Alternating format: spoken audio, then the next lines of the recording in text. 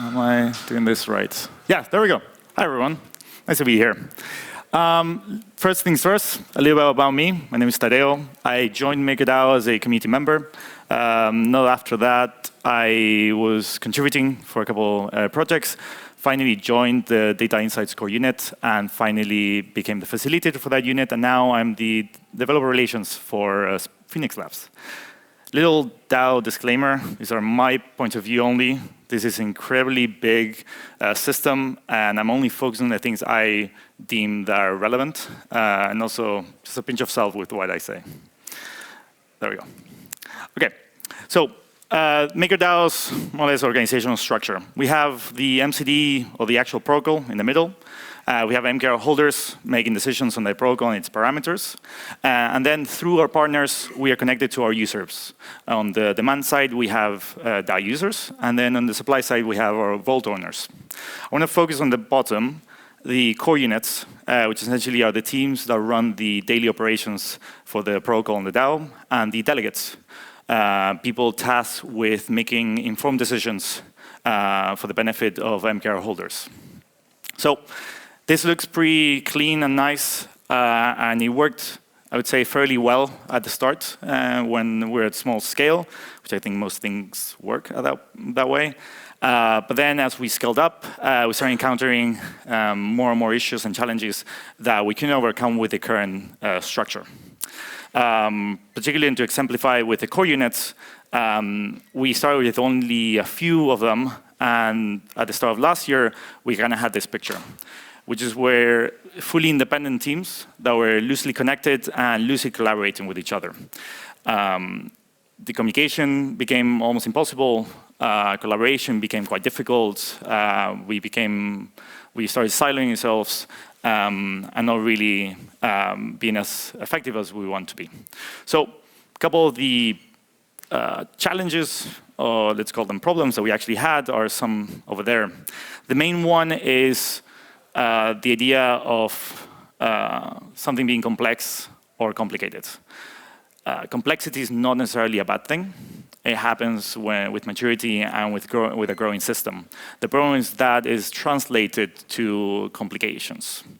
On the communication side, it's incredibly costly to know everything that's going on at Maker. I'm not sure if everyone tried going into the Maker forum in the last few years. It's just a plethora of topics that get updated on an hourly basis. It's quite a challenge for newcomers to actually get situated and even try to find a way that they can actually effectively contribute to the DAO. That's one of the reasons we created the delegation system. We had people full-time looking at trying to understand everything that's going on in the system, and then being able to try to vote effectively. And even this became challenging, and not long after that, it became obvious that not one single person can actually know everything that's going on at Maker. We usually talk about voter apathy, but for me, the biggest problem was community member apathy.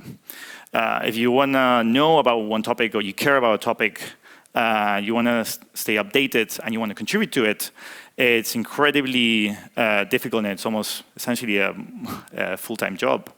You encounter people that either completely check out because they just get frustrated, or even worse, they burn out because they try to take more than they can.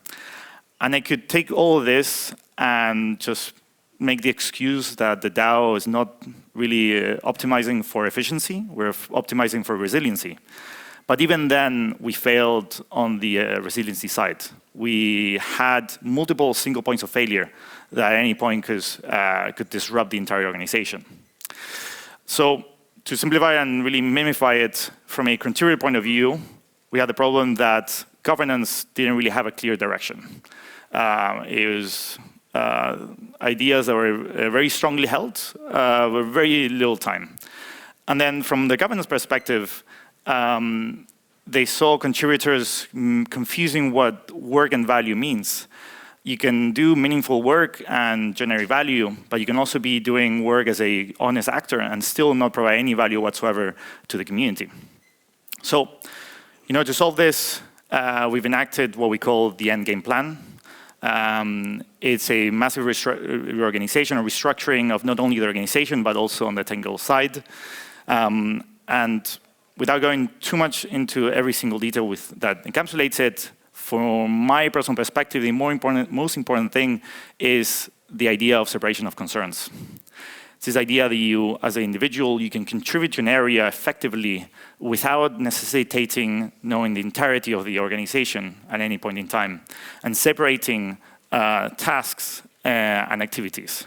So we have now, we're in a pre-game phase, as it's called, essentially bootstrapping the system, but this is essentially what we're looking for on the end state. We have people making the rules, deliberating on guidelines and frameworks. We have people executing those rules and other people enforcing those rules. And finally, we have people that are going to be working these rules. And this is where we're going to be focusing next. As you can see, I've sprinkled AI everywhere. It could be thought as a gimmick, but truthfully, this is a very important topic for us, which actually merits an entire talk for itself.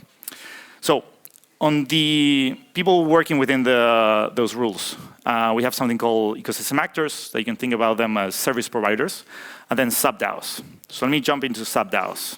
You can think about subDAOs as a microcosm of MakerDAO, a smaller version of an organization. I like to think it as levels within Inception. The deeper you go, the slower time goes. And that's where I'm sitting, at the bottom layer, working on my specific domain. And the idea is that someone else doesn't necessarily need to come to that level to understand the value I'm providing to the community.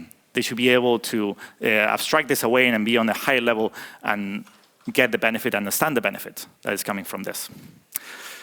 So at Inception, we're launching with this specific set of subDAOs. I'm going to focus on the lower 4, which essentially have the same mandate and therefore are competing for this, which is the allocation of capital. So I am part of Phoenix Labs. We are an ecosystem actor. We are helping bootstrap subDAO number 2. In order to do this, we are one of many ecosystem actors that we're developing a product called Spark Protocol. The important thing to know on the subDAO level is you're really looking at a limited scoped project. You're looking at a profit-seeking organization, meaning that accountability is permeated everywhere. You're also looking at not only Spark, but also multiple products and multiple ecosystem actors or service providers actually contributing to this. The benefit that we're hoping to get from this is that we de-risk Maker Core. We simplify what the governance decisions happening at that high level that have high impact and far-reaching consequences. And this also allows us as participants within a subDAO to move much faster, experiment, and what I want to touch next is collaborate. And this is a big point. Maker has always had a culture of building an in-house. It made sense. At Inception, there weren't really many DeFi blocks. When we needed to have verifiable price feeds, we had to build an Oracle team, which is now spun off as Chronicle Labs. When we had to do risk assessment of new collaterals, we needed to build a risk team, which is now spun off as Block Analytica. This has served us well and created one of the most prominent DeFi protocols in existence. But nowadays, the ecosystem has exploded and matured in such a way that we're just doing a disservice to us and the entire ecosystem, not trying to actually collaborate with everyone within it. So Spark on a product level is a lending platform. You can borrow DAI against your collateral. There's nothing that innovative there. But what really is this notion of this ethos of collaboration. We already started working with some of the top players in the ecosystem, all working towards a single goal of making this the future of DeFi. And we'll continue to innovate and bring new features and ways of interacting with financial products in a permissionless way. So to give you a few numbers, we just launched last month. Within that, the credit line that Maker governance approved was fully utilized. This led subsequently to Maker governance approving an increase of it next week. Something that you're going to start hearing a lot about is the DSR, DAI savings rate. The important thing to note for Spark is that that's the rate at which you're borrowing, meaning that it has nothing to do with utilization, and it's what we like to say, it's predictable rate. Because although it changes through governance decisions that are fully transparent and give you time to actually react and understand what's going to happen with your position.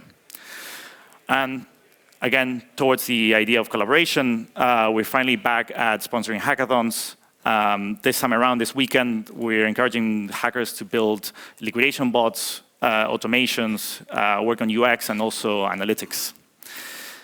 And let me come back to the DSR. This is a module that was always present in Maker. It's simply always set at 0.1%. We set it to 1% at the start of the year. Again, nothing that interesting about that. But probably next week, if the executive vote passes through, it will become 3.5%, which this becomes the risk-free rate in TradFi. So again, in my opinion, this will become the risk-free rate in DeFi as well, sending shockwaves to the entire ecosystem. So a big point here is this is a module that you have to deposit DAI into. Someone from the community, another collaborator, they've created a tokenized version of this called Savings DAI, or SDAI. And now in Spark, there's the ability to easily interface and swap in and out without having to interact with the DSR. So we want to start focusing on building value and bringing this impact to the community at large. And to finally say that we're hoping that everyone wants to collaborate with us. We're fully open to talking. Here's my contact details. Please find me around during the conference. And please do check out our forum. Trust me, it's now simpler and cleaner. And we're hoping that you want to come on board with us. Thank you. Ooh, sorry. Questions? Yes, sir. So you mentioned the DAI saving rate is going to be 3.5%. That's going to be across all of DeFi. Is that actually people are going to be taking the deposited assets and getting that yield from bonds, or is there some other way to peg it? So your question is, given that we're increasing the DSR to 3.5%, how does that get transmitted through the ecosystem, right? Well, how is it generated? Is it generated by actually getting bonds somehow? So this is coming from the allocated DAOs, allocating capital to, yes, treasury bills, providing decentralized collateral lending, and this gets averaged out into a rate that then gets passed on to the DAI users. I might be blind, but I think we're out of questions, no? Perfect. Great. Thank you very much again. Bye.